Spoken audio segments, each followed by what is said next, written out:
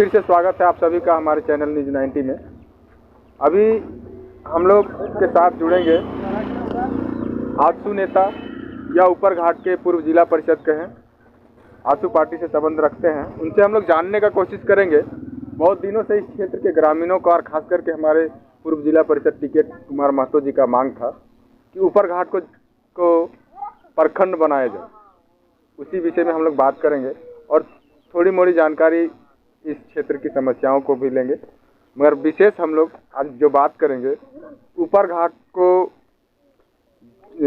प्रखंड का स्तर जो मांग चल रहा है उस विषय में हम लोग बात करेंगे। तो टिकैत जी, आपसे जानना चाहेंगे कि ऊपर घाट को प्रखंड बनाया जाए, इस मांग को लेकर आपने बहुत आंदोलन किया, बहुत ज़ोर शोर से आप लोगों ने आवाज़ उठाया। आपको क्या लग रहा है, ये आंदोलन जो आप लोगों ने किया क्या पूरा होता दिख रहा है? जाहिर सी बात है कि हम लोग आंदोलन किए थे प्रखंड का मांग को लेकर, ऊपर घाट प्रखंड बने। इसके लेकर हम लोग लंबा आंदोलन भी किए, पूरे ऊपर घाट में जन जागरण चलाएं।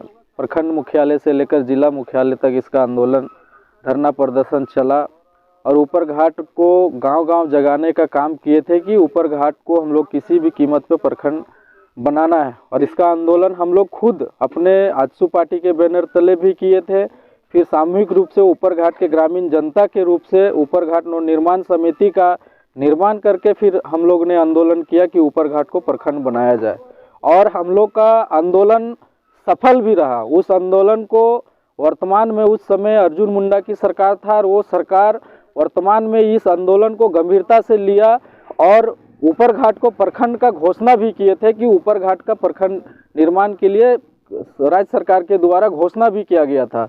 लेकिन अर्जुन मुंडा का सरकार जो ही गिरता है, हेमंत सोरेन मुख्यमंत्री बनते हैं 2014 में, ये 2012 में, उसके बाद से फिर ये प्रखंड को कहाँ विलुप्त कर दिया जाता है फिर पता नहीं चलता है। अभी वर्तमान में फिर से हेमंत सरकार का ये 5 वर्षीय सरकार चल रहा है और लगभग 3 साल बीत चुका है, लेकिन अभी भी इस प्रखंड का चर्चा ना उसका कोई विभागीय मंत्री किए हैं, ना ही खुद हेमंत सोरेन इस पर ध्यान दिए। हम लोग आंदोलन किए थे और इसका आंदोलन जारी भी रहेगा। और ख़ास करके हम तो ये भी कहना चाहते हैं कि जो सरकार ने, अर्जुन मुंडा की सरकार ने जब ऊपर घाट की प्रखंड को बनने का घोषणा कर दिया था तो ये भी सरकार को प्रखंड बनाना चाहिए। लेकिन अभी हम लोग यहाँ देख रहे हैं कि हमारे क्षेत्र के खुद एक मंत्री हैं, इस क्षेत्र के मंत्री हैं, लेकिन उस मंत्री को ऊपर घाट को प्रखंड की चिंता नहीं है।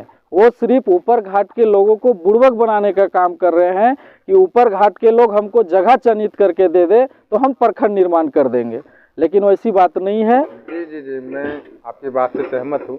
आपको थोड़ा जानकारी देना चाहूँगा कि जगह का चयनित शायद उधर नारायणपुर तरफ हुआ है, मगर उसमें भी बहुत विवाद चल रहा है। जो रैती लोग हैं वहाँ पे एक आदमी का 25-25 एकड़ तक ज़मीन जा रहा है, तो वो आदमी क्या अपना पूरा उसी में दे दे? नहीं, बात तो ऐसा नहीं है। बात ये है कि ये सरकार का मामला है, हमारे ऊपर घाट के विकास का मामला है। लोग आज भी इच्छुक हैं लोग कि ज़मीन देने के लिए तैयार है और प्रखंड बनाने के लिए तैयार है।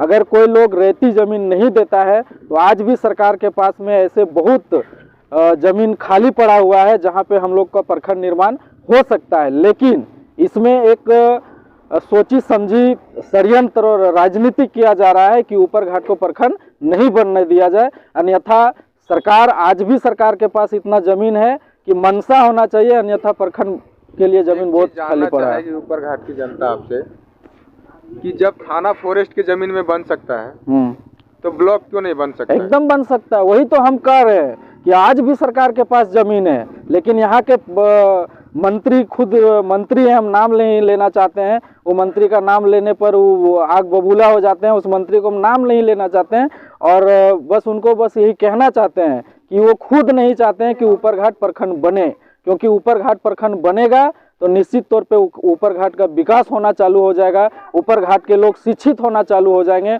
ऊपर घाट के लोग तेज हो जाएंगे और उनका जो रोटी चलता है वो रोटी सेकाने वाला काम बंद हो जाएगा। इसके चलते वो नहीं चाह रहे हैं।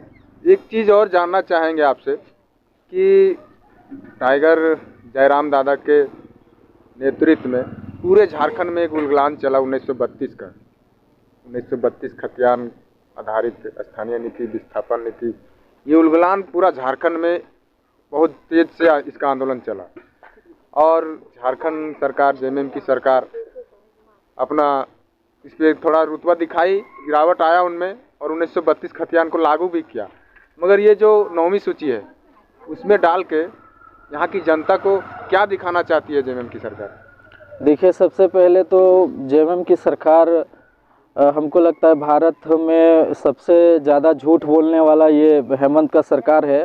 और जाहिर सी बात है कि हेमंत सोरेन अगर सरकार में और गद्दी में बैठा है तो 1932 बोल के बैठा था, लेकिन पूरे झारखंडी जनता को हेमंत सोरेन ने ठगने का काम किया है। ये लागू नहीं किया। अभी तो जो भी हमारे झारखंड वासियों के लिए, जो हित के लिए जो फैसला लिया गया था, उसमें ये पानी फेरने का काम किया है। 1932 ये बोल रहे हैं कि हम लागू कर दिए हैं और 1932 लागू अभी कैबिनेट में पास करके ये केंद्र सरकार को भेज दिए हैं।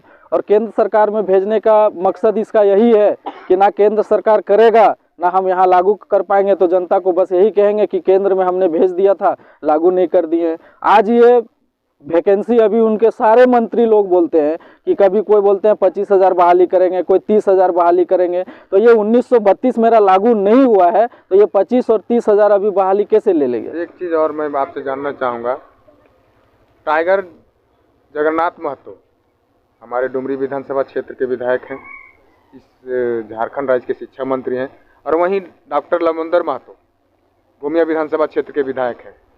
हम जहाँ तक जानते हैं विधानसभा में दोनों ने मिलकर 1932 का मांग किया था और इन लोगों ने एक तरह से आंदोलन भी किया था विधानसभा में कि हम लोग को 1932 का अधिकार दिया जाए। मगर अभी कुछ समय से ऐसा देखा जा रहा है डॉक्टर लमोदर महतो और जगन्नाथ महतो आपस में एक दूसरे को, जैसे बोला जाए तो एकदम, ये उनका आपसी मामला है उन लोग का। उन लोग बड़े नेता हैं, विधायक हैं, एक मंत्री हैं और लंबोदर जी खुद अपने क्षेत्र गोमिया विधानसभा का विधायक है। उन लोग का मामला है।